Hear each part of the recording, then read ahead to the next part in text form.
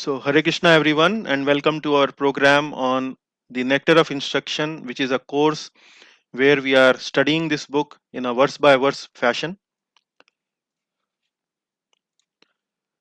So, now at the moment, we are uh, doing text 2, and this is the third part of text 2 of this book.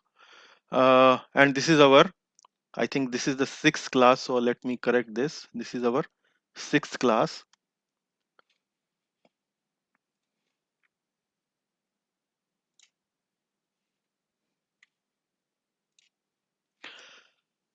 In today's class, we will be dealing with two other vices, one of which is tendency for bad association, in Sanskrit known as Janasanga, and the second one is Lolya. The Sanskrit name for Lolya is, or sorry, second one is greed, Sanskrit name for which is Lolya. Now you can see the pictures here, which are the first picture is showing bad association, and the second picture is indicative of greed. So once again, starting with the Mangalacharan prayers, where we invoke auspiciousness. So Sita Mataji, can you please help us reciting the Mangalacharan prayers? Sure, Prabhu. Okay. Hare Krishna, everyone. Om Namo Bhagavate Vasudevaya. Om Namo Bhagavate Vasudevaya. Om Namo Bhagavate Vasudevaya. Om Ajnanatammirandasya Jnananjana Salakaya Chakshur Unmilitam Yena Tasmai Sri Guruve Namaha. Sri Chaitanya Manobhistam Stapitam Yena Bhutale Swayam Rupa Kadamayam Dadati Swapadantikam.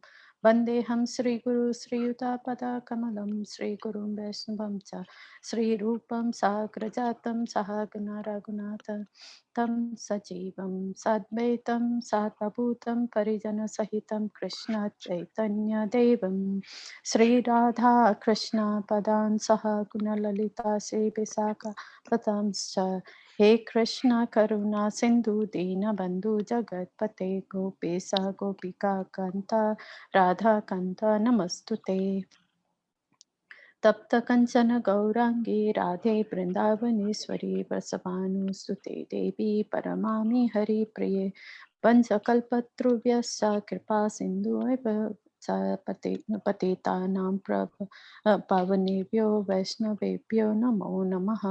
Jai Shri Krishna Chaitanya Prabhu Nityanand Shri Advaita Gadadhar शिवासादि Gaur भक्तवृंद Hare Krishna Krishna Krishna Hare Hare Hare Ram Ram Ram Hare Hare.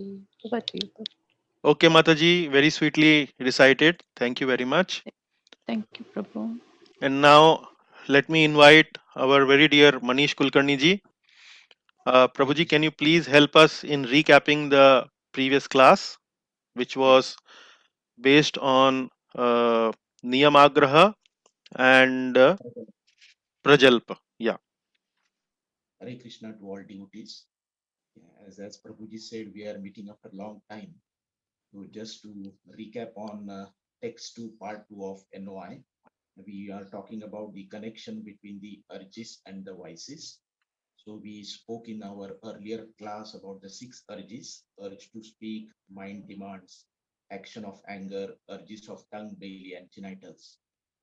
So uncontrolled urges, they will manifest into the vices. And we started studying about the 6 vices. We already covered atyahara, overeating or over collecting. We talked about prayasa, over endeavoring. Then we are talking about prajalpa, unnecessary talking, and niyamagraha, too much attachment and neglecting of rules and regulations. And then in this class, we will be talking of the two another vices, that is Janasanga and Laulya, that is greed. Yeah. Yes. Yeah. So I think Srila Prabhupada clearly recommended that we all can live peacefully, yeah, if we have a land and a cow, so that we can produce our own grains, get milk from cows. So there is no need to move from one place to another for light food. So this is how we can live simply by just having land and cow. Yeah. So Atyahara leads to prayasa. So if you want more and more, this is how the atyara gets converts into prayasa. Economic complexities arise due to atyara. So as we studied that it gives rise to capitalism, wealth and power with few, and communism, nationalized wealth. So this is how, if you want more and more, we go into these economic complexities. And Prabhupada, Srila Prabhupada gave us the analogy of $100 note on a street. Yeah? So this, if we find $100 on a street, so keep in pocket is typically capitalist. If somebody distributes it, it is communist, and no action is jnani, and give back to the owner is the bhakta, who returns. So again, what is the solution to atyahara? Is nothing but we have to remember the Ishavasya principle. Everything belongs to God, and only use quota and do not encroach on others' quota. The next one is we are talking about the prajalpa.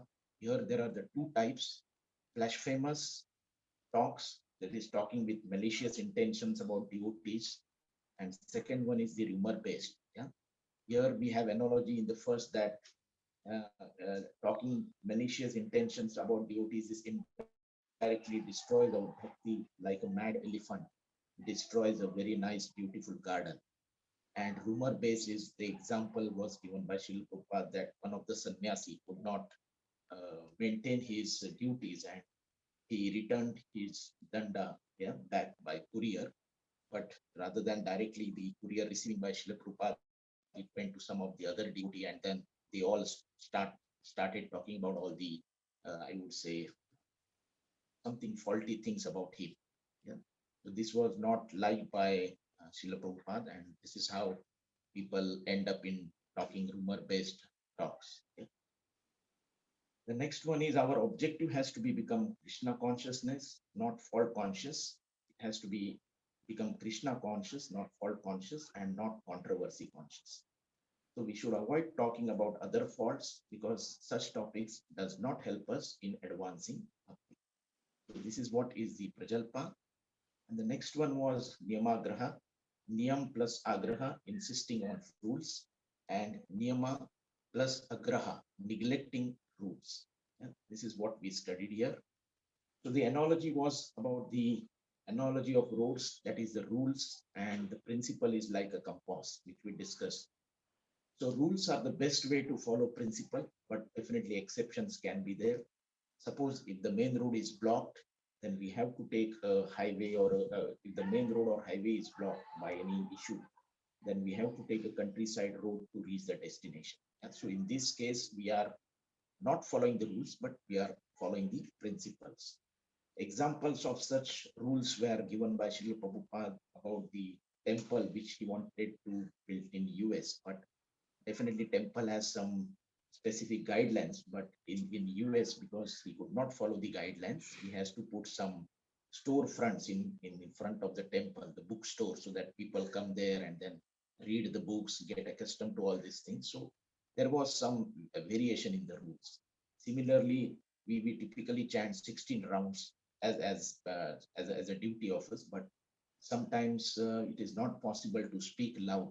We are having a sore throat, or if we are not well, we have to chant it very slowly or maybe in mentally. So there are some exceptions we can take, but finally our principle is that we should meet the rule. Also, there are examples of insisting on rules. People are very much, I would say, like example here given was the Brahmanas who were insisting on the respect without they having any practical quality. So the sons of Brahmins or whatever. So they do not have such a quality, but they wanted more and more respect from the community. So this is something they were trying to insist on rules that yes, I am something superior and you need to pay me the respect. Even I am not having that kind of a qualities. So what we studied here is be adept, be skillful to know what to adapt, what to accept as it is, and what to adapt, where there is a flexibility. This was the bottom line which we studied here for this niyamagraha plus niyam agraha. Then we talk about niyama plus agraha, neglecting the rules. So we want to, so people reject the rules whimsically. like when there is a proper highway which is going from Delhi to Vrindavan, still people want to explore by going to the village side, to the countryside, and then they land up to the destination, but the life becomes difficult for them. Yeah, not following proper road and take countryside road to reach the destination, but you reach the destination, but it makes your life difficult. The second example Srila Prabhupada gave about rules was, this was a good example that even Srila Prabhupada was broad-minded in making rules flexible. Yeah. So he said that, but very particular also. So he wanted, so he was there in setting up rules and regulations for devotees, like wearing of devotional dress like dhoti and kurta, wearing tulsi mala, etc. So here, yes, this was what was expected from Srila Prabhupada. Even he was broad-minded in making rules flexible enough. So finally, the topmost principle what we followed here is always remember Lord Vishnu, Lord Krishna, and never to be forgotten at any time. So this was the basic principle what we studied from this text too. Thank you, Prabhuji. You can add if anything I have missed. Yeah, I think everything was very nicely covered. Only thing I think I would like to clarify is where Manish Prabhu gave the example of temples versus storefront. So actually, what I mentioned was that this story is from Prabhupada's life, where when he went to US, he contacted one of the famous businessmen here in India, Vijaypat Singhania. So you might have heard about this Raymond's brand, right? So Yeah. this brand is actually owned by the Singhania group, and their the person who was heading that group, if I recall the name correctly, was Vijaypat Singhania. So Prabhupada wanted Vijaypat Singhania to do some construction of temple there in United States. But Vijaypat Singhania was saying that I would construct the temple if only proper rules and regulations are followed. But Prabhupada was not in favor of constructing big temples. He wanted something simple, and Vijaypat Singhania wanted that only if rules and rule regulations are followed for proper temple construction, and it is a big temple, then only he will allow and agree. So that discussion did not went ahead, and so Prabhupada actually, when he wanted to preach this Hare Krishna movement, uh, he did not make any temples there in the beginning. He simply rented uh, shops, like a shop on the roadside, simply a storefront. Storefront means a simple room is there, a hall is there, and then in that hall he simply uh, arranged some altar, started giving lectures there, like that. So that was the idea. So the point was that Prabhupada was not so insisting on rules as far as temple construction is concerned, because he first of all wanted to spread the message first, so that people become interested, people become knowledgeable, and so on, and then he probably wanted to build these temples. So the idea was that blind following of rules was not there in the mind of Prabhupada. So he understood the importance and the flexibility where the rules can be bent, or where the rules could be bypassed for some reason, and where the principle is more followed. So that was the main example of the temple one. And the bottom line is, like Manish Prabhu mentioned, always remember Krishna and never forget him. So all the rules and regulations are subordinate to this one big principle. So whatever we are, whenever we are trying to see that whether we can relax the rule or not, we should understand that always remember Krishna and never forget him. That is the main principle. And if circumstances are difficult, then maybe in some circumstances we may take some exception, but that is the main principle that guides all these things. So very nicely, a very succinct summary, Manish Prabhu. uh, Thank you very much. Okay, now we will proceed further. In today's class, we will cover the two other vices. One is Janasanga, and the that is the fifth one, and the sixth one is Lolyam. And today's class on Jan Sangha, I think, is a very personally, I find it very relevant and very important. It's very important in the sense that association actually is the mother of all spiritual development, either spiritual development or personal destruction. So association, if it is a bad association, it can lead to personal destruction. But if it association we find devotional association, divine association, then it can be uplifting, it can be spiritually elevating, and so on. So that's why this topic of Janasangha is very important, and in today's class we will cover that in great detail. Now in this slide you can see here we are on the second verse, and these are the six vices. These first two verses, as you would remember, are mainly to avoid things that are unfavorable to bhakti.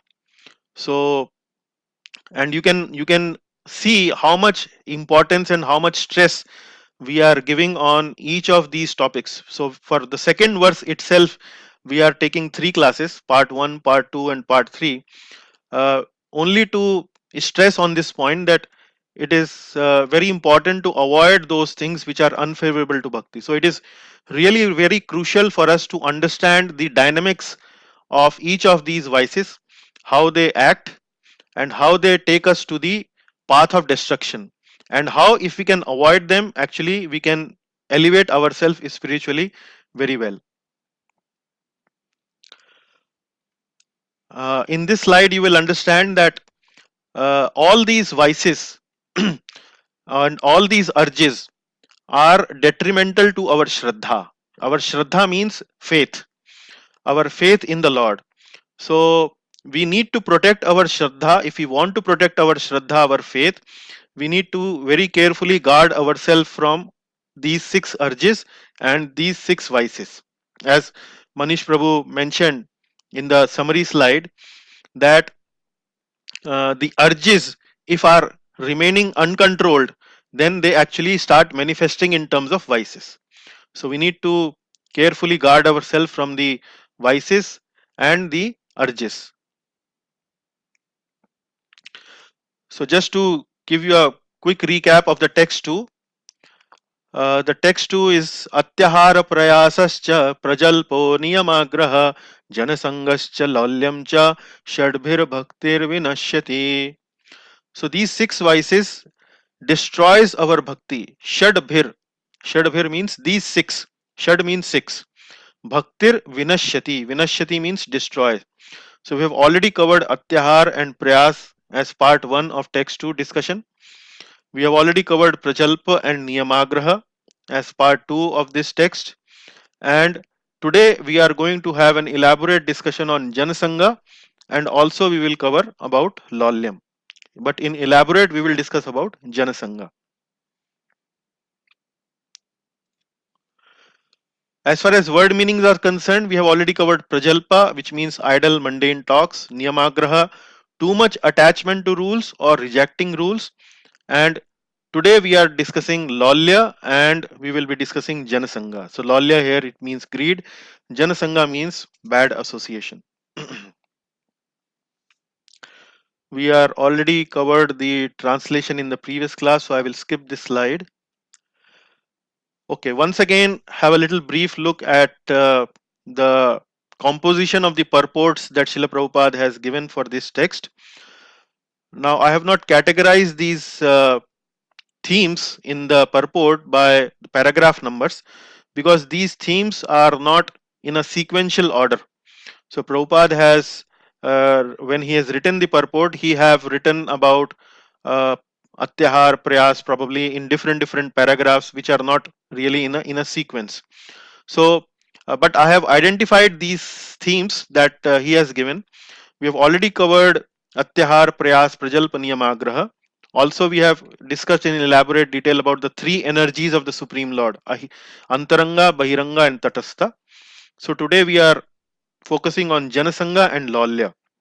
And Prabhupada has given a very nice conclusion also at the end of the purport, and we will try to understand the dynamics of the conclusion, how he has related each of these things, each of the vices, to the bigger picture in the sense that how we can avoid these six vices to actually bring happiness, real peace in the human society and so on at large. So that's how he has connected all these things with the bigger picture. But let us now start with our discussion on Janasangha. But before I dive deep into Janasangha, let us try to understand all these six vices and the dynamics, how they work, how they are interrelated with each other. It is quite interesting to see that all of these six are connected with each other. It is not that they are in isolation, they are connected with each other. And if we think deeply, they are uh, in the end we will find that it all starts with atyahar. So this one vice of atyahar actually is the mother of all other vices. For example, prayas, janasanga, lolya, uh, niyamagraha, and so on and so forth. So it is quite nice to understand the dynamics between the various vices. So we already discussed, and Manish Prabhu also mentioned in the summary. Uh, he mentioned that atyahar leads to prayas. So that much we discussed in our previous session, and that's where uh, I'm also presenting it in this slide. So atyahar means over collecting, and this tendency, this desire for over collection, uh, is there within us. And because of this tendency of over collecting, we need to do extra endeavor. We need to work more. We need to make extra effort, and that's what leads to prayas. Because we want more, because our heart calls for more, our ambitions are high. We need to do more and more prayas. We need to do over endeavor. And then, if we want to do more and more endeavor, what it means, for that we need to associate with materialistic people. If we want more money, if we want more name, if we want more fame, where, in which association, in which group of people, all these things are valued more. These things are valued more and more in the association which is materialistic in nature, which is full of people who are materialistic in nature. And that is where, when atyahar leads to prayas, actually, in order to do that prayas, we need to associate with materialistic people, and prayas leads to janasangha. So that is the dynamics. Atyahar leads to prayas, and prayas leads to janasangha.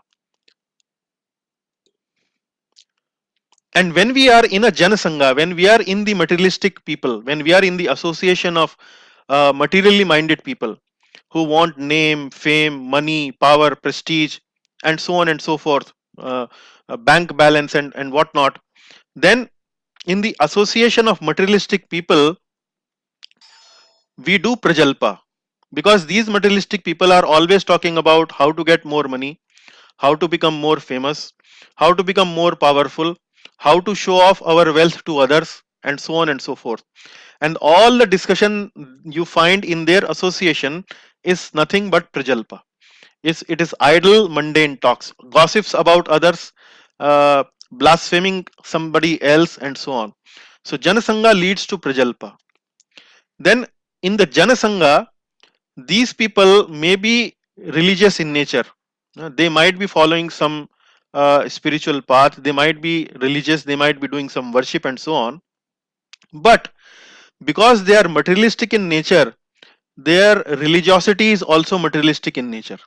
They might be following some niyamas, they might be following some rules and regulation, but they may not be understanding the purpose behind those rules and regulations. So either these people might be following rules and regulation only uh, for the sake of following those rules and regulation without understanding the purpose. So they might be kind of very insisting on following the rules. Yeah, no, we need to follow these rules, no questions asked. So they might become very insisting on following the rules, which is niyam agraha. hmm? Niyam agraha, a with a longer a sound. Or these people may become niyam agraha. They might not be very particular in following the rules. They might be neglecting the rules, they might be rejecting the rules, and so on, because of their materialistic nature. So Janasanga leads to Prajalpa. Janasanga, you will find people who are actually Niyamagrahis. Either they are insisting or they are rejecting rules. So in Jansanga, you won't find people who are santushta, who are having satisfied nature. They are always hankering for more and more and more, acquiring more money, acquiring more prestige, power, etc., etc., more perfection, everything they want more. They are quite greedy in nature. So in Janasanga, we find lolya, greed. So this is the dynamics that you can see how all these six vices are connected with each other. But at the end of the day, it all starts with atyahar. Now you might see somebody might raise a question that atyahar means over collecting and greed also means acquiring more and more. So what is the difference between atyahar and lolya? Lolya greed and atyahar means over collecting. So there is a difference in degree. Difference in degree. Difference in degree means atyahar is something which is more intrinsic in nature. There is some desire for within us to acquire more. There is some desire within us, but that is more intrinsic. That is coming from within us.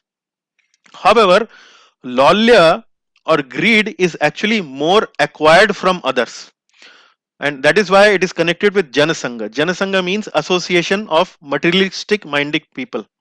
So when we are in the association of materialistic minded people, when we see them that they are being worshipped by others because they are very wealthy or they are very powerful or they are having very they are very famous and so on, we also tend to get those kind of desires within us to become famous, to become more powerful, more rich, and so on and so forth.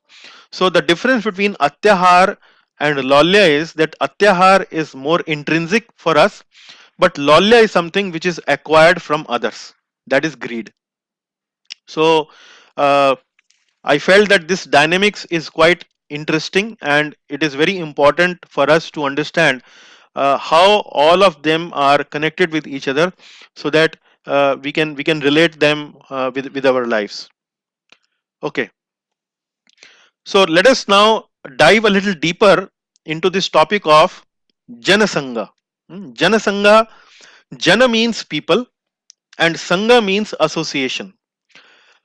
So Jana does not only mean people, but I would say it means ordinary people. Ordinary people means generally when we talk about Janasangha, we are talking about ordinary people, and ordinary people would mean materialistic minded people. You will find most of the people in the world are falling in this category where they are simply interested in more prosperity, more power, more name, fame, prestige, and so on and so forth. So ordinary people's association, that is actually Janasangha. Now why devotee association is not called as Janasangha? Because devotees are not ordinary people. Although they don't consider themselves as special, but by our discussion or by our understanding, we understand that devotees are actually special people. We don't call them Jana, simply ordinary people, but we call them Vishnu Jana. Yeah. Vishnu Jana means Vishnu's people, Lord Vishnu's people, or Lord Krishna's people. The other name for devotees is also known as Bhuri Jana. Bhuri actually means people who do good for others. So these people or these devotees are Bhuri Jana because they are always uh, looking forward to do good for others. So they are known as Bhuri Jana. So we don't call devotees simply as Janas, we call devotees as either Vishnu Jana or Bhuri Jana.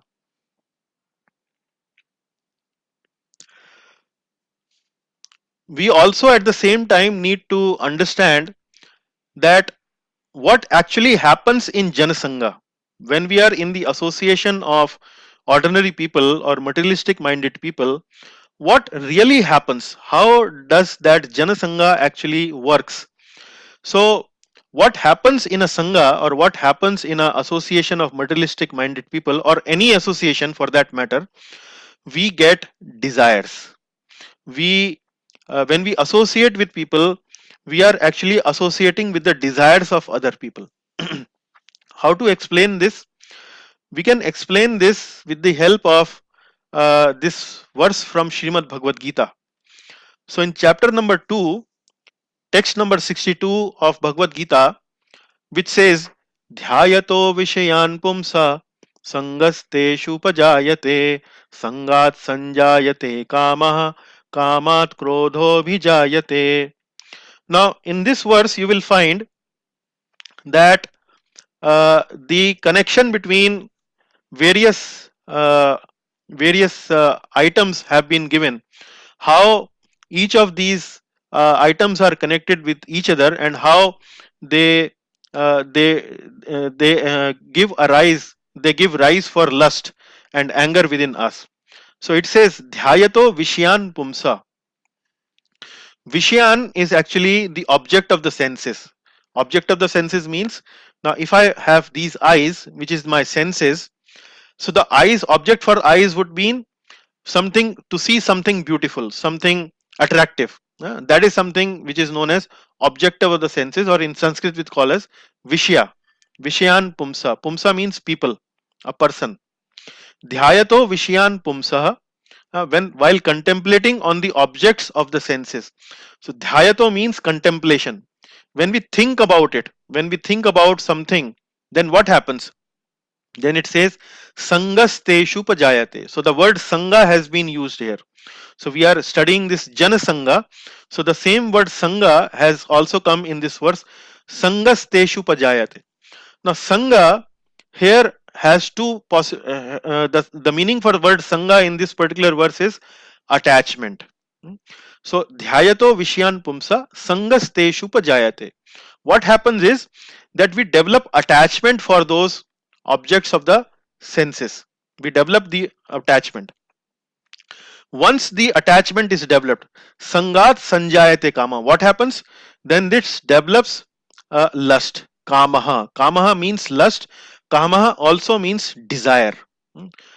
Kamaha also means desire. Lust is also an excessive form of a desire. Lust means desiring for opposite sex. So, but lust also has a meaning for enjoying more and more. That also, in that sense also, this word kamaha or lust is also used. So when we contemplate on sense objects, we develop attachment for those sense objects, and when we develop that attachment, then it develops desires within us, and then kamat krodho bhijayate, and when those desires are not fulfilled, we get krodh. So you can see here that what happens in a sangha. In Sangha, we get Kamaha. Kama means desire, and that's what I was trying to relate to you in the previous slide. What happens in a Sangha? We get desires. Now, another example we can use to understand this thing is that imagine a young boy or a young man uh, who is very fond of cricket, who likes to play cricket and watch cricket a lot, somehow moves into United States where cricket is not played at all. Now the sports that are played in United States could be football or maybe soccer or maybe some other sports. So when he goes to United States, there maybe he's going for a university for studying and so on. When he associate with people there, those people don't have desire for playing cricket, but those people have a lot of desire to play, for example, football. Now this person who is quite attractive for cricket, when he gets himself into the company of people who are very desirous of playing football, he also develops those kind of desires to play football. So this is something which you can see how this sangha actually works. Similarly, when we go into an association, now for men it might work in a different way, for women it might work in a different way. For example, for men who are more hankering for maybe power or prestige or maybe money and wealth and so on, when we go to an association where we see that our friend or our relative have purchased a brand new car, a costly car, uh, then we might also get a desire to purchase a similar car, isn't it? Similarly, maybe in women, they are probably more attracted towards so maybe dresses or maybe jewelry or whatever. Then similar thing might happen or similar dynamics might work for a women. but in broad principle is the same, that what happens in a sangha or in an association, we get desires, we get desires. So this is something which I was telling to you in the verse when I was explaining to you that sangha can mean two things, can mean attachment or it can also means association. So in the previous verse we were talking about dhyato vishyan pumsa sangasteshu pajayate. So when we are contemplating on sense objects or object of the senses, we might develop attachment for them. So here the word sangha can also mean association. We develop association for them. So sangha potentially have two meanings, attachment and association. But both of these meanings, attachment and association, they are symbiotic in nature. Symbiotic means one nourishes the other, but the other nourishes the first one also. So they nourish each other. If I have attachment for something, then it will lead me to the association of those people who are also attached to the similar thing. And when I am in the association of some people, then whatever attachment they may have, I also get those attachments. So these two things, attachment and association, are actually symbiotic in nature, and they nourish each other. But this particular aspect can work in a negative way if we are in a bad association or we have a bad attachment, or it can also work in a positive way. The same thing, the same principle, the same dynamics can work also in the positive way. If we are in a if we are having a positive attachment, it will lead us to a positive association, or if we are in a positive association, it will lead us to a positive attachment. So it works both ways. Now here you can see, for example, attachment to Krishna will take us to association of devotees, because in devotees there is attachment of Krishna. So if we are ourselves attached to Krishna, we will try to find in a city, in a place, how I can associate with devotees, because they are also attached to Krishna. Or if I don't have an attachment to Krishna, but somehow I am in the association of devotees, then I will slowly and gradually develop attachment to Krishna. Why? Because devotees have attachment to Krishna. So the point I am trying to make, dear devotees, is that attachment and association are symbiotic in nature. They can work against us if we are in a bad company or having a bad attachment, or they can work in our favor also if we are having a positive association or if we are having a positive attachment. So what best positive attachment could be? Attachment to the Lord Krishna himself. That is the best positive attachment we can have. Now what does association actually means? For example, if I am sitting with a person for maybe, like maybe I'm in a long flight, I'm sitting with a person for 10 hours, or maybe I'm going to United States, the flight takes probably almost 16-17 hours. So if I'm sitting with a person next to me for 17-18 hours, does that mean I'm having an association with that person? No. So what it means is that physical proximity does not necessarily mean association. But what does association really mean? How does we, how does the association or the principle of association work? The principle of association works only and only when we have emotional exchanges with the other person. When we have emotional exchanges with the other person, then only the principle of association work. Now if these emotional exchanges are with devotees, then it works in our favor. We get those desires which are, because in the devotees emotions there is only one thing, which is how to serve the Lord. And I do get, and the person who is associating with devotees will get similar desires, how to serve the Lord. But if we are in the association of other people, materialistic minded people, and we are having emotional exchanges with them, then in the mind of materialistic people, what is there? Only how to become more and more, how to acquire more and more pleasures, treasures, and so on and so forth. So if I am having emotional exchanges with these people, I tend to get those kind of desires in my mind. So this is how association work. So as I was mentioning, association does not actually depend upon the physical proximity of the person. Srila Prabhupada in his purport for this particular part, like Janasangha, has explained the point in a very different way. And he's mentioning here that association has also one particular quality. One more quality is there with association or Sangha. It actually enhances the effectiveness. If enhances the effectiveness. For example, if we are studying alone, like in a classroom where we are only two people or three people studying something with the and the teacher is explaining, and there is some discussion is happening, so the discussion will remain only restricted with maybe only two or three people. But imagine if that class is having a group of people, for example maybe 15 people or 20 people and so on, and all of these 15-20 people are really serious students, then what happens is the quality of discussion will be enriched. You will have good question answers, you will have good discussion, you will have in-depth analysis of some concept and so on. Similarly, we find in our outside world there are many type of associations. So we find association of bankers, we find association of traders, we find even association of engineers, we find association of doctors.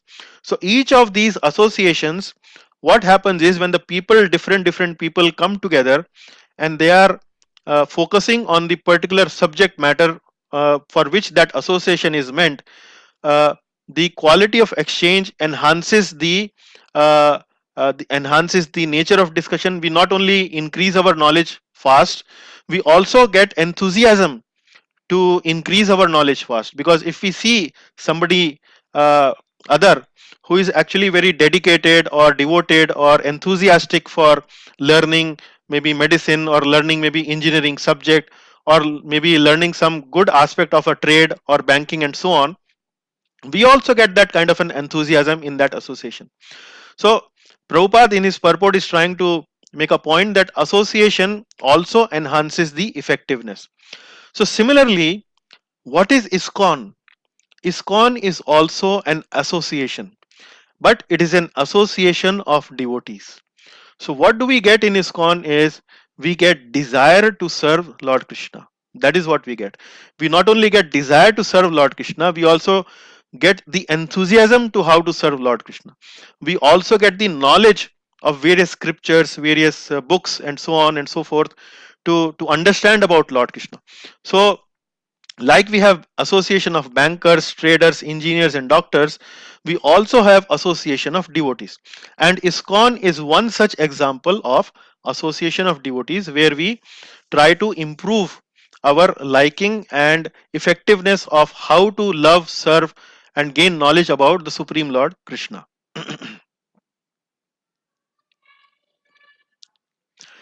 Now this is an important slide. In this slide we understand that how bad association affects us.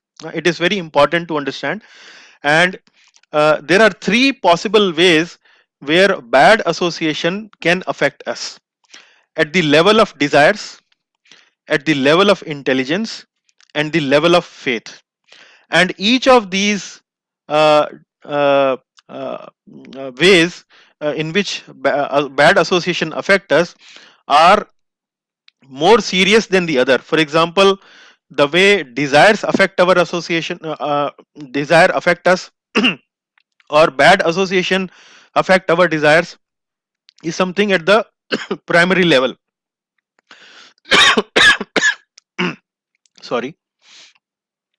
But the next more serious level is bad association affecting our intelligence. Similarly, the most serious level where bad association can affect us is our faith. And I'm trying to give you example of each of these types. So for desire, there is an example of a from the scripture of a devotee named Karl Krishna Das. Similarly, for intelligence, there is an example from scripture about Ajamil, and for faith in the scripture, there is an example of Kekai from Ramayana. Now let us understand how the bad association affected uh, Karl Krishna Das at the level of desire. Now, who is this Karl Krishna Das and where this story appears? This story of Karl Krishna Das appears in Chaitanya Leela. So, we already have some idea about Chaitanya Mahaprabhu by now. And in the Chaitanya Mahaprabhu's Leela, there was one devotee by the name Karl Krishna Das. So, Chaitanya Mahaprabhu involved Karl Krishna Das him in his personal association. He included him in his as his personal associate. So Karl Krishna Das was associating with Chaitanya Mahaprabhu in a personal capacity. He was serving the Lord and so on and so forth. But one fine day, Karl Krishna Das actually saw a gypsy woman.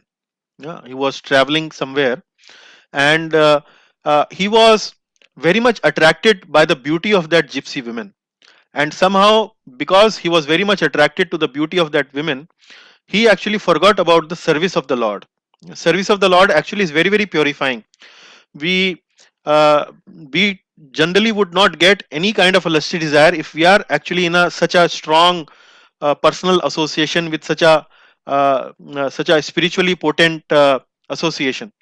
But for whatever reason, Karl Krishna Das, when he got associated with that gypsy woman, he got attracted a lot towards her beauty, and forgot about the association of Chaitanya Mahaprabhu.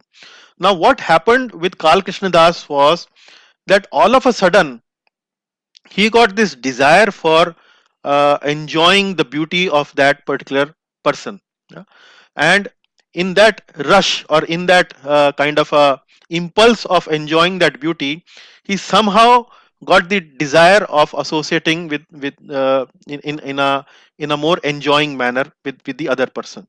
So similarly, uh, but at the same time, what happened was that soon he realized that he was not doing the right thing. And after a certain time, when somebody explained to him, or when somebody tried to correct him, he forgot about that lady, and he came back into the association of Chaitanya Mahaprabhu. So similarly, this kind of a behavior, or this kind of a possibility is also there in our lives also.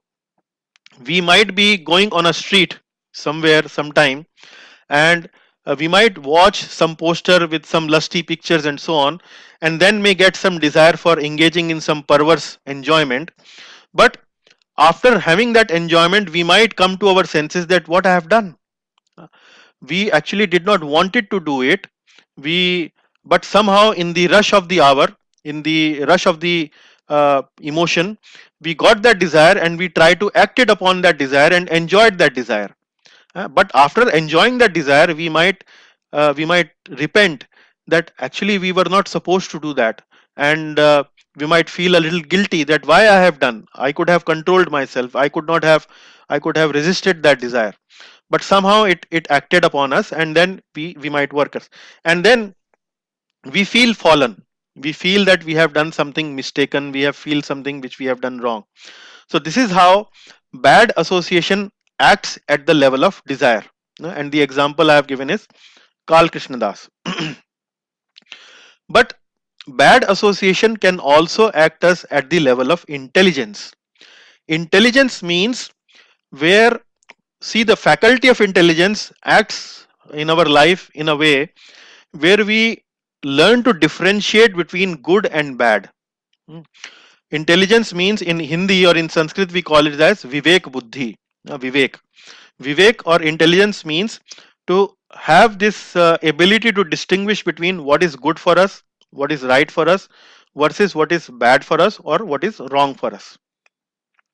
Now, example for the case of intelligence is this example of this devotee named as Ajamil.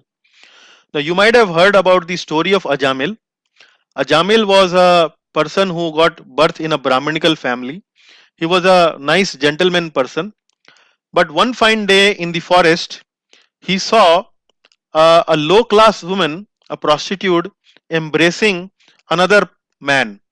And then, when he saw that, he also actually uh, uh, uh, uh, developed the desire to associate with that prostitute. And not only he got the desire to associate with that prostitute, but his intelligence was also overcome by this lusty desire. And because his intelligence was also overcome by this lusty desire, what did he do? He actually got separated with his chaste wife. He also uh, overthrew his parents out from the house, and uh, and he married with this prostitute and started begetting children with this low class woman. So in the case of Ajamil, it not only acted at the level of desire, but his intelligence was also stolen away. And because his intelligence was stolen away, he could not understand what is good and what is bad for him. And in that manner, he actually got separated with his wife, his parents, and so on and so forth. So this is how bad association, when it works at the level of intelligence, can be even more detrimental, because when we lose our intelligence, there is a little chance that we will overcome and we will come back to our normal situation. It might take much longer to come back to the normal state of mind. So when we have that kind of a problem, bad association affecting our intelligence, we feel superior. We feel that we are making a good decision. These people actually don't know what they are doing. We are actually more learned, we are more advanced, and we understand what we are doing. So at the level of intelligence, how bad association work for us?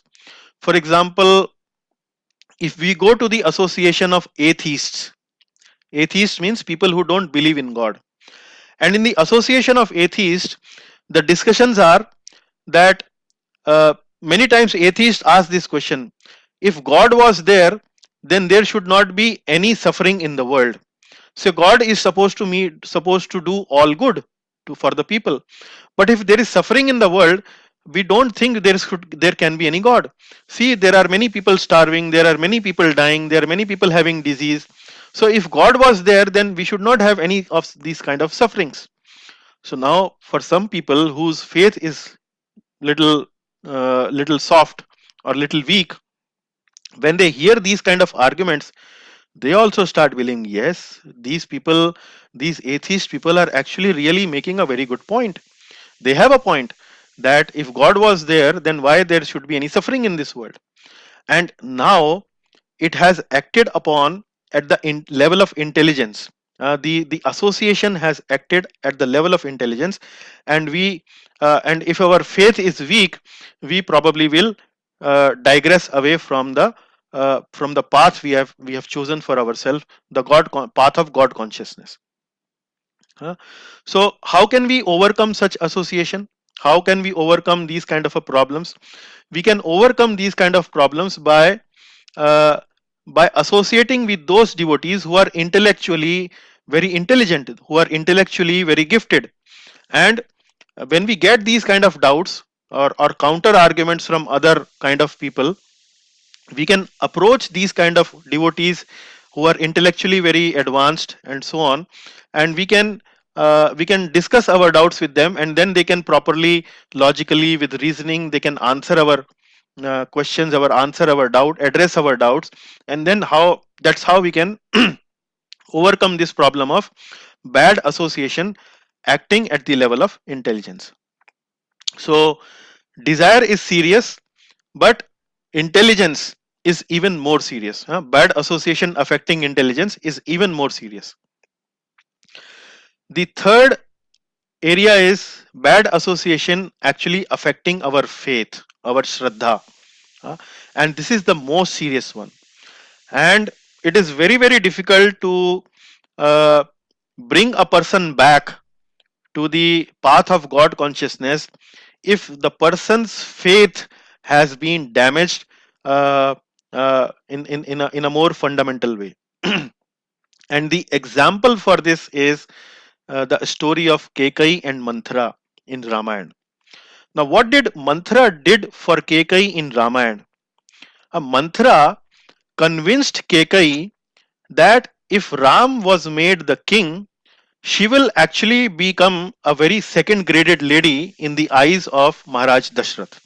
Uh, Kaushalya will become the uh, uh, most desirous lady in the kingdom by Maharaj Dashrath, because now Ram is the king, and if Ram becomes the king, then Kekai will become second fiddle. She will be given second degree, or a third degree, or a less preferential treatment by Maharaj Dashrath, and that's where Kekai's faith in Lord Ram, who's none other than the Supreme Lord, actually got damaged.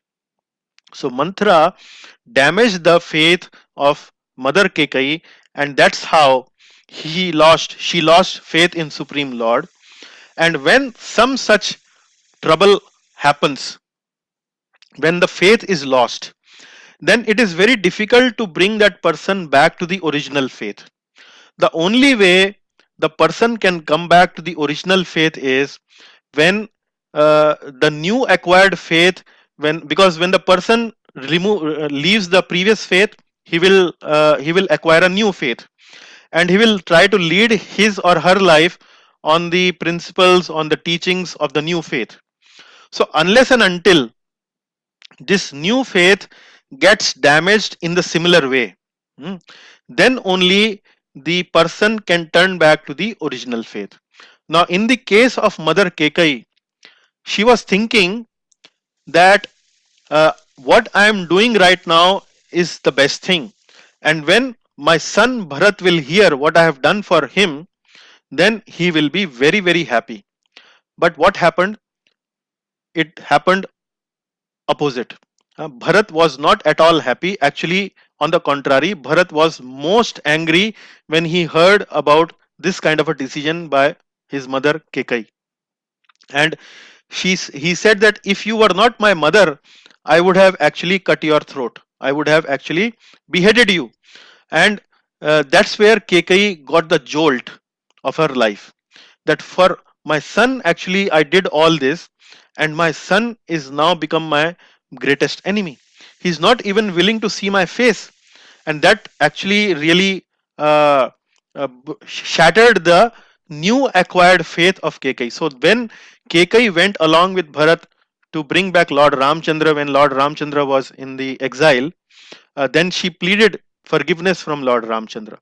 So uh, in the modern day context, how our faith can be damaged, our faith, or faith for the devotees can be damaged. The faith for devotees can actually be damaged by these by the messages, or difficult messages, or malicious messages that are kept on the internet. Now on the internet, everyone now in the world has freedom to post anything. They are free to post any videos, their views, their articles, their books. Anything and everything is now available on the internet. And if people or devotees who are coming to Krishna consciousness, or trying to uh, tread the path of God consciousness, when they try to go to the internet and see some blasphemous feedback about the movement, or feedback about the leaders of the movement, feedback about some of the wrong things that might have happened in the movement, then the devotees' faith actually get damaged. And when their faith gets damaged, it becomes a very difficult to bring such devotees back, unless and until when their new acquired faith, uh, the result of that new acquired faith becomes really manifest in the front of their eyes, that whatever new path that now I've chosen to tread actually is not giving me any result, actually it is bringing me misery, then only they turn back and they come back to the original faith. So this is quite important for us to understand how bad association affect us. It can affect us at the level of desires, at the level of intelligence, at the level of faith. One is more serious than the other. For example, faith is the most serious, intelligence is the less serious one, and the desires is the least serious one. But all of them are serious in nature and have the potential to affect us, affect our sadhana, affect our enthusiasm towards God consciousness. So that is something which I wanted to explain and share with you about Janasangha.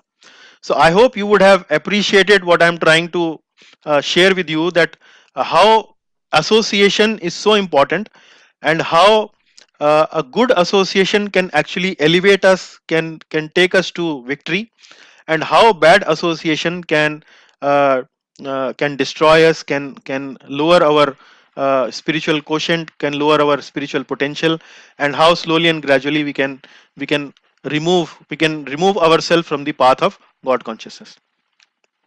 Now coming to the last vice, which is lolyam, and lolyam actually means greed. So in the beginning of my class, I kind of gave you a differentiation between what is the difference between lolyam and atyahar. Hmm. So atyahar, I mentioned to you, is intrinsic within ourselves, which comes from whatever mode of passion we have within ourselves. But greed is actually something which we acquire in the association of others. And lolyam can be explained as excessive, disproportionate, insatiable desires. So each of these words have a important meaning here, are very relevant here. Excessive means it is much beyond the normal. Excessive means it is quite more than what, much more than what potentially we can think of in atyahar. Mm. It is excessive, and it is disproportionate. Disproportionate means we don't have the capacity to acquire that much. Like Mahatma Gandhi said, that this world has sufficient enough for everyone's need, but this world does not have sufficient for even one man's greed. So that is what it is. It could be excessive and it could be disproportionate. So we don't have the capability to acquire that much. And the third category, third quality is it is insatiable. Insatiable means when we have the lolyam, once we have this feeling of greed, it is insatiable. Insatiable means even if we get what we are desiring for, it doesn't get satisfied. We if we get $1 million, we get the desire for acquiring another $1 million. So it is insatiable desire, excessive, disproportionate, insatiable desire. And Srila Prabhupada in his purport has tried to give us three possibilities of these kind of desires. So there can be three categories of desires. One is bhukti. In simple words, it is known as enjoyment. Then the second one is mukti. Mukti means liberation. Hmm. And the third one is siddhi. Siddhi means perfection. So among these three, it is very easy to explain bhukti. Bhukti means enjoyment. Bhukti means enjoyment for from material things, from acquiring more and more material things. That is what bhukti means. Mukti means desiring impersonal liberation. Impersonal liberation can also mean, uh, this is specifically talked in terms of gyanis. Gyanis means, gyanis are those people who reject the world, who reject the material world, saying that uh, Brahma Satya Jagat Mithya. This Jagat is Mithya. So their philosophy is that if they keep on engaging in this material world, what will happen is that they will have to do various activities. And if they do various activities, these activities will require doing some karma. And uh, if they do good karma, they will get punya, or if they do bad karma, they will get papa. But whatever they will get, either punya or papa, they will have to take birth again. So they think, or they believe that if they completely reject the world, they will neither get punya nor papa. And then if they seriously endeavor for liberation, for impersonal liberation, becoming one with the Lord, or entering into the Brahma Jyoti, the bright effulgence of the Lord, uh, that liberation actually will make them satisfied. So that is the kind of desire they have.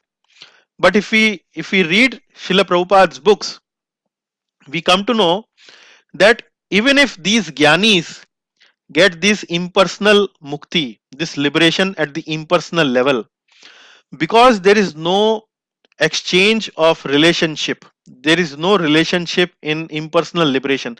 They are simply like a spark floating in a bright light, a big bright light, and they, as spirit soul, are like spark. They are floating in a big bright light. There is nothing where they can relish the joy of exchanging loving relationship with somebody else, and that keeps them in unsatisfied.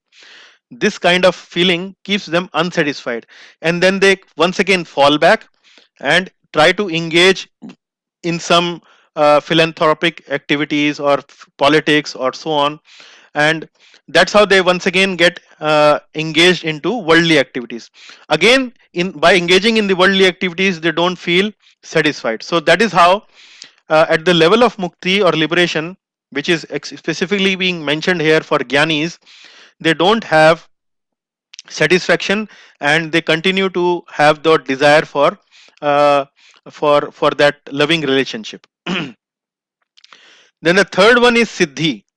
Siddhi is here being talked about the dhyan yogis. Now dhyan yogis, as we have studied in the chapter number 6 of Bhagavad Gita, that dhyan yogi requires to reject the active material life.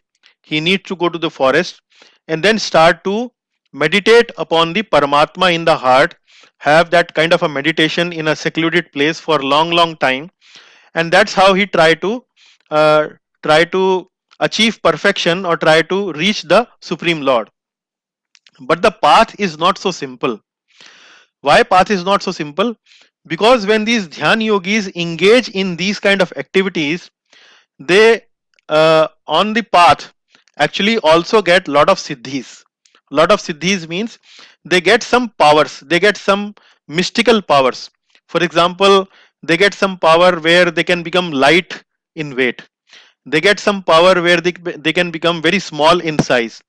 They get some power where they can actually travel to the space also. Yeah? Like that, they get lot of powers. And many of these dhyan yogis, because they start to get these power, they actually start become desirous of these powers. And when they start to become desirous of these powers, they forget about their ultimate goal, which was about to achieve perfection and achieve the Supreme Lord. They forget about it. So this is something which is known as siddhi. Yeah? So all of these are categorized as excessive, disproportionate, insatiable desires. For bhukti, the desire is for enjoying material things. For mukti, actually, it is desire for emerging into the bright effulgence, Brahman, the impersonal aspect of the Lord. And in the siddhi, it is actually the desire for acquiring more and more mystic powers. So that is how Srila Prabhupada has explained all these three in his purport. So it is easy for us to relate with bhukti, but may not be so easy for us to relate with mukti and siddhi. But that is how Srila Prabhupada has explained in the books. So related to this bhukti, mukti, and siddhi, uh, there is a verse in Chaitanya Charitamrita which captures this mood of that how bhukti, mukti, and siddhi is in the category of lolyam. It says, the verse says, Krishna Bhakta Nishkam Ataiva Shanta Bhukti Mukti Siddhi Kami Sakali Ashanta. So let us see the second line first. Bhukti Mukti Siddhi Kami. Kami means desirous. So those who are desirous for bhukti or those who are desirous for mukti or siddhi, they are sakali ashant. Sakali ashant means they are always unsatisfied. They are always not at peace. They cannot be at peace because they are always desiring for either bhukti or mukti or siddhi. And kami means they are desirous. But for devotee, what is said? Krishna Bhakta Nishkama Ataiva Shanta. Krishna Bhakta Nishkam means for a bhakta, for a devotee, the only thing that he desire is the service for the Lord, service for Lord Krishna. So that is why it is being mentioned here. Krishna Bhakta Nishkam. Nishkam means he doesn't have any desire for himself. He always have desire for the Supreme Lord. And that is why Ataiva Shanta.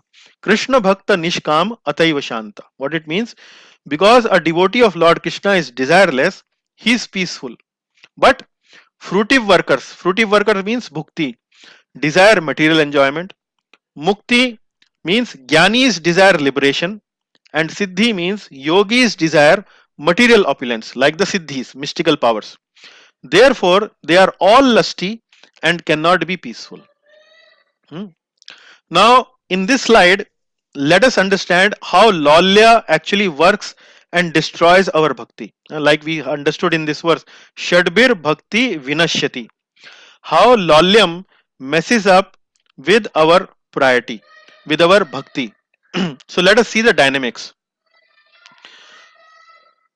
Now, Lolya means desiring for bhukti, mukti, and siddhi. Now, for example sake or for understanding sake, let us take material enjoyment as an example. Now, material enjoyment, when it comes in front of us, that is something like, and when it starts attracting us, that is something which we call as Maya starts to act upon us, and it acts in a very subtle way, in a very kind of a soft way, in a very sweet way. How it works in a very sweet way?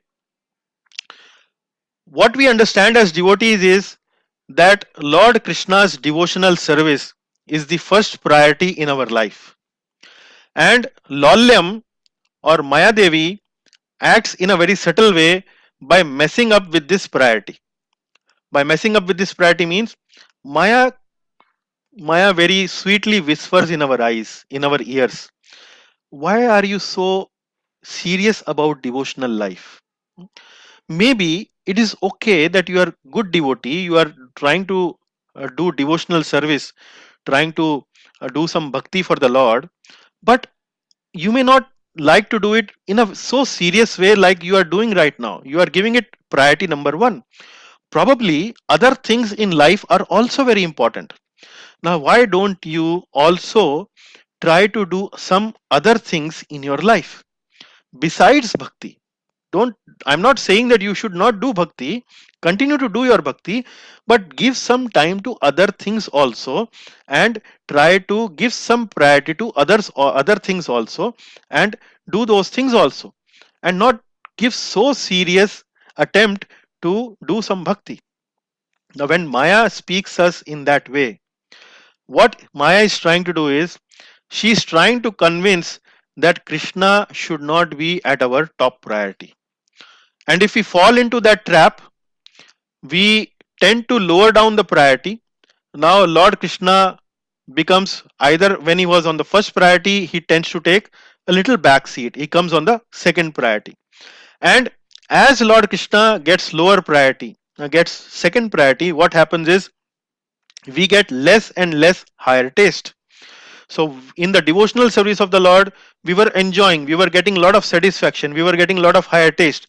But as soon as we fall into the trap of Maya, we fall into the trap of Lolyam, our priority gets messed up. And when our priority gets messed up, we don't get higher taste, and then lower taste in our life. Lower taste means taste from material enjoyment, and all those things, taste from sense gratification.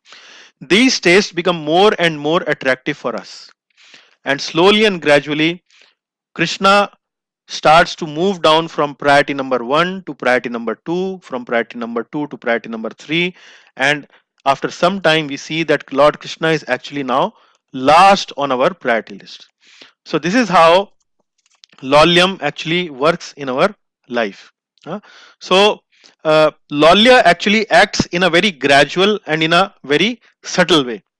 What, how we can overcome this effect of Lolyam? We can overcome this effect of Lolyam by strong devotee association. What happens in this strong devotee association is that we get course correction. Course correction means, for example, if we start to distract ourselves from the path, so in the devotee association we will soon get identified, or we will identify ourselves only, that we are now actually deviating from the path that I was actually traversing, and sooner or later we can actually do the course correction.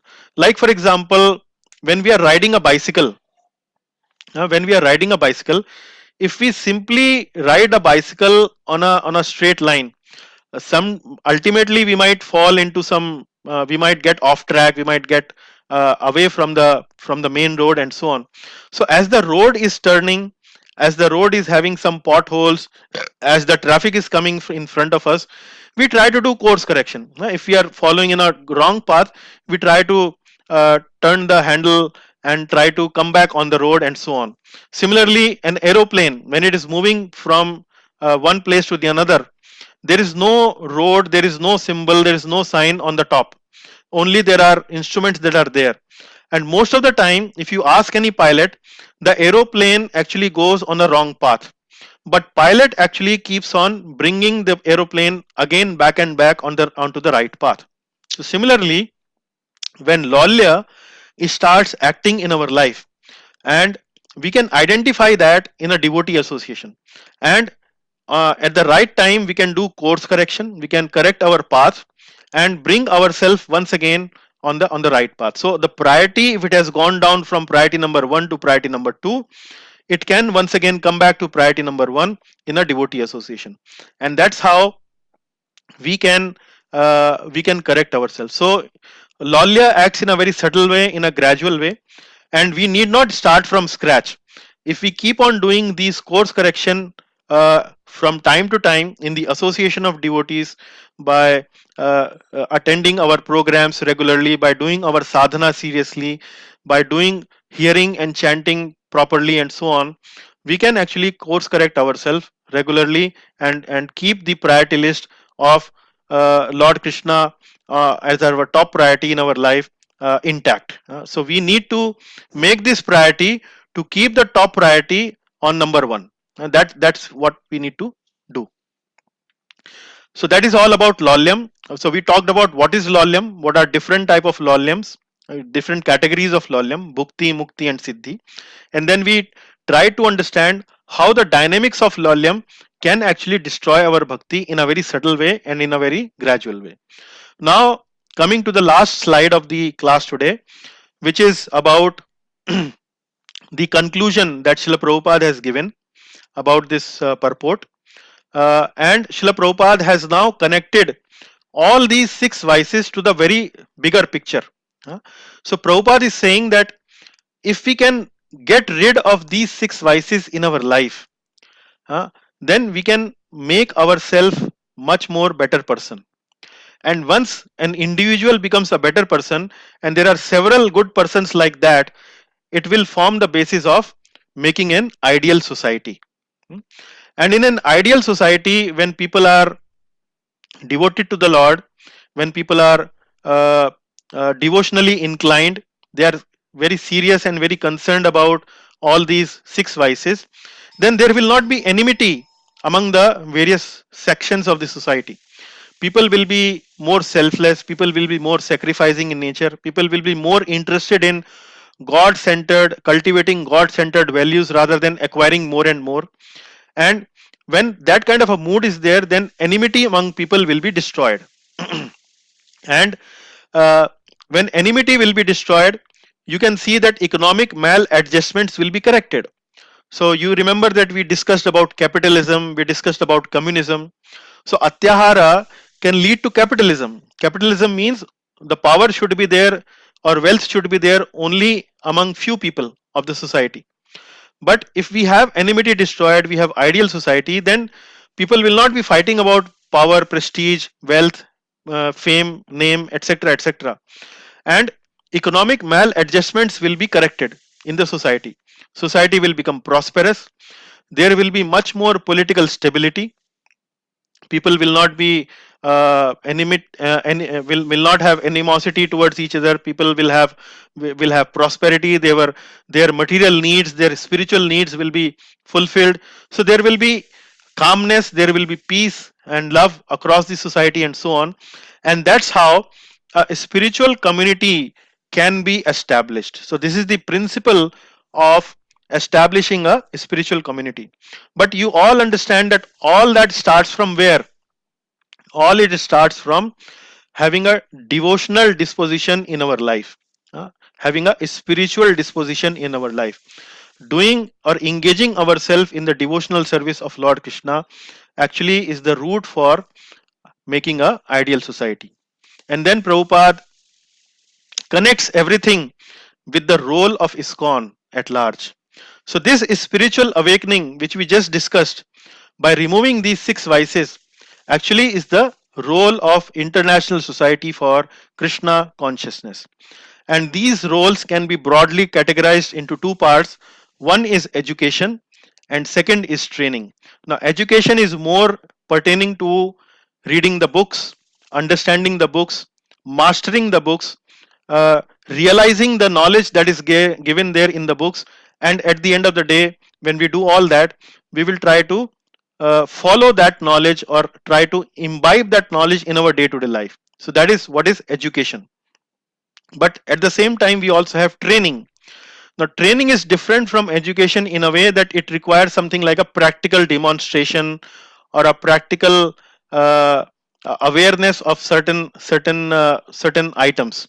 And in the category of training could be, say for example, how to offer the arti to the Lord. Like we are devotees, so we are supposed to worship the Lord at least one time in a day, or if possible two times in a day. So how to offer arti in the Lord? So or maybe how to do Vaishnav Sadachar. Vaishnav Sadachar means etiquettes among the Vaishnavas. Or maybe how to wear dhoti kurta, or how to chant the holy names of the Lord on our beads, or how to cook the prasad, in what mood we should cook the prasad, how, what should we wear while cooking prasad, how should we have a behavior while cooking prasad. For example, we should not taste food while cooking prasad, or how we can offer food to the Supreme Lord, how to offer food like we do bhoga, offering to the Supreme Lord. So these are all small subtle things which form the part of the training aspect. So uh, role of ISKCON is something which is the same as, like I was explaining to you, spiritual awakening of the individuals, and that is broadly classified into education and training. So with that, Srila Prabhupada has concluded this purport, and probably we will also conclude our class with that message. And probably now you understand that how six vices are so important for us to be aware of, and we should be so much cautious to avoid ourselves of these six vices. And if we are able to do that, uh, we are actually forming the basis, or we are actually contributing in some way in making this society move towards an ideal society. So with that I would conclude this class. All glories to Sri Updeshamrit, all glories to Srila Prabhupada, all glories to Srila Rup Goswami. Now we can have discussions, questions, takeaways, or comments. So thank you very much.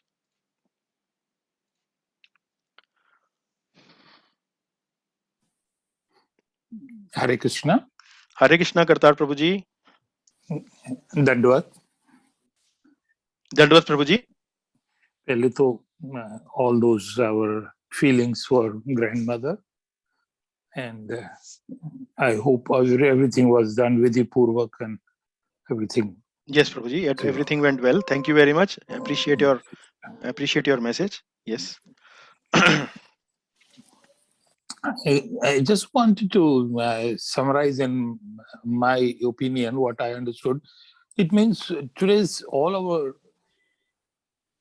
lesson was on major five voices.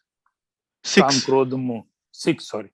Yeah. So, and how to deal with them, how to live with them, how to overcome them. Yeah. And the answer is only one to my mind: getting attached to Lord surrender Krishna. to Lord Krishna. Correct. Yes. Holy feet of his Yeah. Lord Krishna.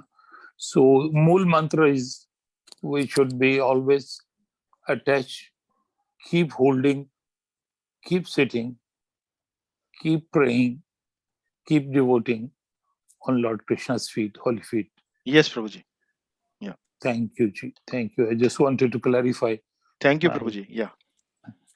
Thank you, Guruji. Yeah. Any other comment or question or Prabhuji. doubt? Yes, Prabhuji. Hello. So I like that verse, Prabhuji, that Shruti, Bhukti, that one, the Ashanti, the one which you showed earlier. Very nice. Yeah, Bhukti, Mukti, Siddhi, Kami. Yeah. Sakali Ashanta. And but you also mentioned that yes, we all know that Atyahara is the main reason, correct? As you mentioned, the mother of all these future vices. Correct. Yeah, but where to stop here? So Atyahara is, we said that yes, over collecting or overdoing. So in regular life, where should be our step down or whatever? Because as you know, in this society or in this Kali Yuga, everyone is like driving for more and more, correct? But where there should be a stop, even for people like us, like now we have achieved up till this age or what this stage. But how to decide that factor? So the simple test is that are you doing any over endeavor for acquiring whatever you are getting right now in your life? Over endeavoring means, for example, you are maybe working in a multinational company, you are drawing some salary. With that salary, you are actually taking care of your family, your materialistic needs, maybe education of children, your personal expenses, and so on. But when this atyahara becomes prayasa means over endeavor. Over endeavor means when we start to stretch from what we are actually getting in a comfortable way, in a normal way. Now a symptom for atyahara would mean that now, since you want to acquire more, you are actually doing overtime, or you are maybe entertaining your boss in a way so that he gives you promotion much more faster, or you are maybe trying to lobby with some people where you will probably get an assignment overseas where you will probably make 3 times the salary you are drawing now. Or maybe something you are maybe engaged in some speculative activities, like maybe betting, or maybe for example maybe gambling and so on, so that you can become rich fast overnight and so on. That is the symptom of prayas. So if we are satisfied with whatever normal endeavor we are doing in our life, and we are able to lead our life in a dignified way, in a sufficient way, with that prayas, that is something which we think, which is something which we should understand, that we are not doing atyahar, or we are not doing something like a prayas. So that is what it is. Okay. Hare Krishna, Prabhuji. Hare Krishna, Prabhuji. It's a wonderful, as usual. Things are really hitting the target where they should be doing. But is there a theoretical possibility? Generally, the word goes around that excess of everything is bad. And that is practically, we have been seeing in Atyahara and all those things that you have talked about. Correct. How about taking Krishna consciousness to the extremes? Does it ever become negative, or it remains it can. power positive? It can. Yes. What is that situation? I would like to know. Yeah. So as I was explaining it to you, that like Arjuna's case, Arjuna was taking something like rejection of war as something which he was taking something, ahimsa, the principle of ahimsa, to its extreme.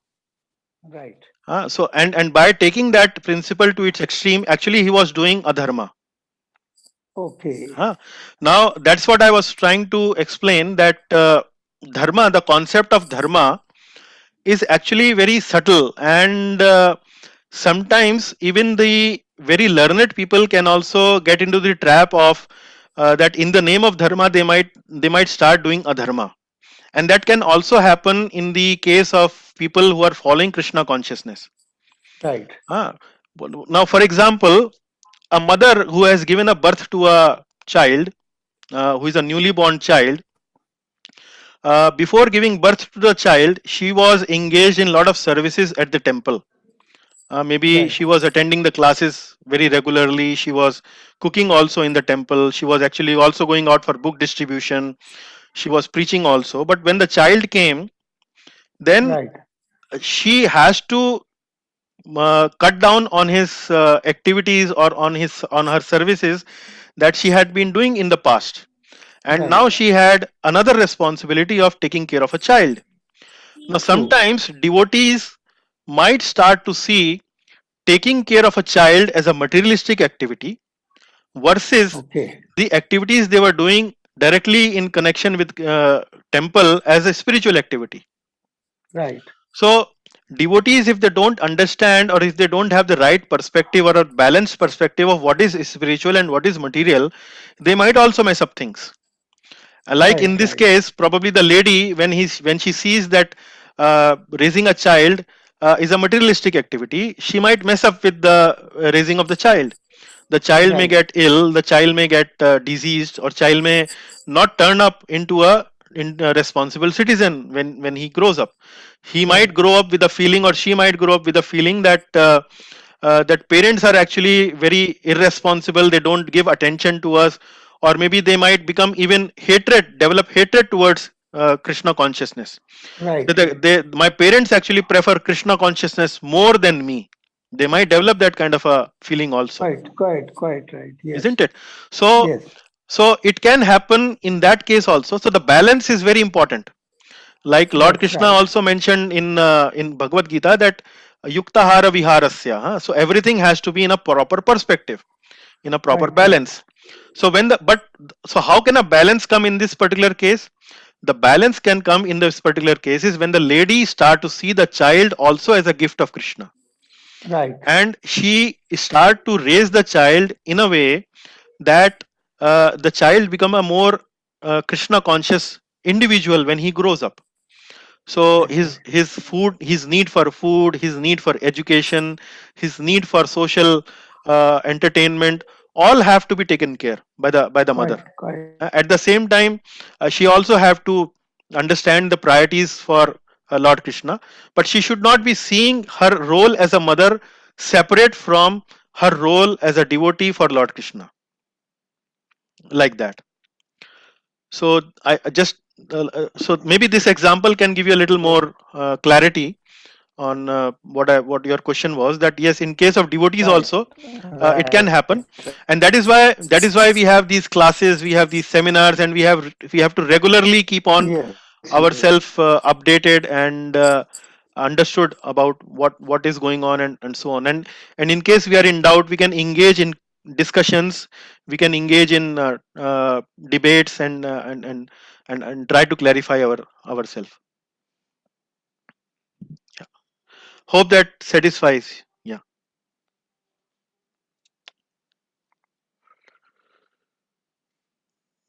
Any other question, or maybe everyone got muted?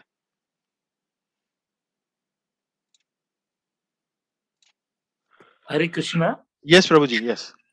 Only last minute request, and Yeah. there's a clearance of doubt. It means I have to balance between these situations Yeah. towards my duty to Lord Krishna and towards my other duties to the family. Yeah. So the duty towards family is not separate from duty towards Lord Krishna. G. Yeah. So So that's many a people, part many of people, many people sometimes try to take them in a different way, but that is where we need to make people understand that it is same as service towards the Lord. like Even this mother situation yeah, of taking care of child or taking care of. yeah. Bless you. God bless you. May Krishna, Sorry. Yes, sir. may Krishna bless you. May Krishna bless you. Yes, sir. So it means she cannot do as much as she was doing before delivery. So now, as she has another responsibility as mother, so now where she has to balance? Yes. Mother's The duty problem or the problem Krishna's is duty? the problem is not that she became a mother or she got an additional responsibility. The problem is that she start to see her responsibility as a mother separate from devotional service towards Lord Krishna, Which is not right. which is not right. So Ji. Prabhupada, many times that happened that in some of these mothers, young mothers, uh, started neglecting their children. But Prabhupada said that you should not do that. You should take that service on top priority. giving attention towards your children, that you should consider it as your topmost devotional service towards the Lord. Ji. Like for example, Arjuna did fighting. Ji. Now fighting can be a most ghastly kind of an activity, Ji. but when Arjun did that fighting in Mahabharat war, that was actually devotional service. Ji. That was akarma. That was devotional service. If Arjun would not have fight, Lord Krishna said that you are going to go to hell, that you are going to get into karma bandhana. Yeah, being a kshatriya, not fighting. So the most ghastliest kind of activity can become a devotional service.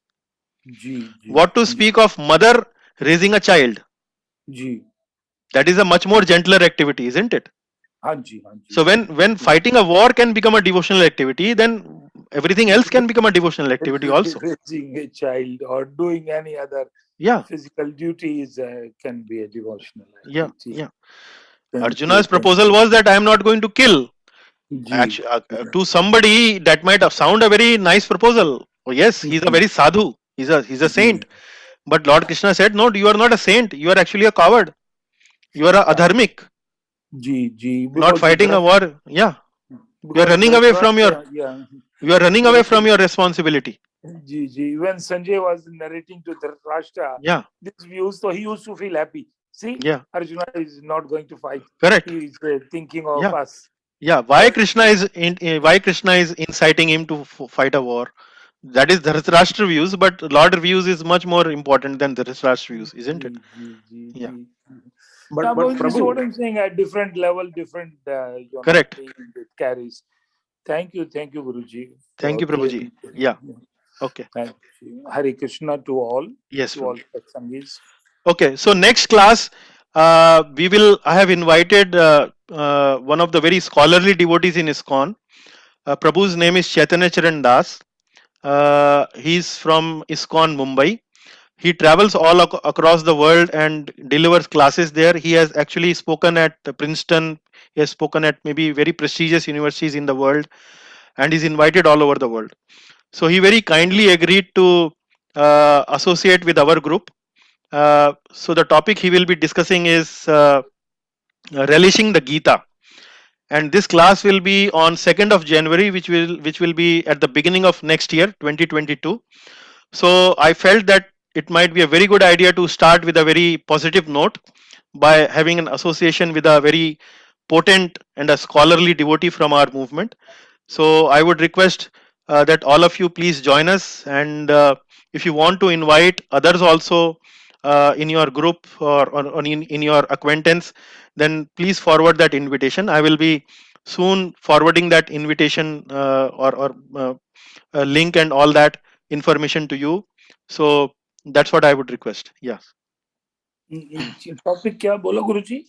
Relishing the Gita. Relishing the Gita. Yeah. Thank you, Guruji. Thank you. Okay. So thank you very much. Yeah. Hare Krishna. Hare Krishna. Aishman Bhav, Shasi Bhav, Vijay. Hare Krishna. Hare Krishna Mataji. Thank you. Hare Krishna. Hare Krishna, Prabhuji. Hare Krishna Rakesh ji. Thank you Prabhuji. Hare Krishna. Hare Krishna. Hare Krishna Jivan Prabhu.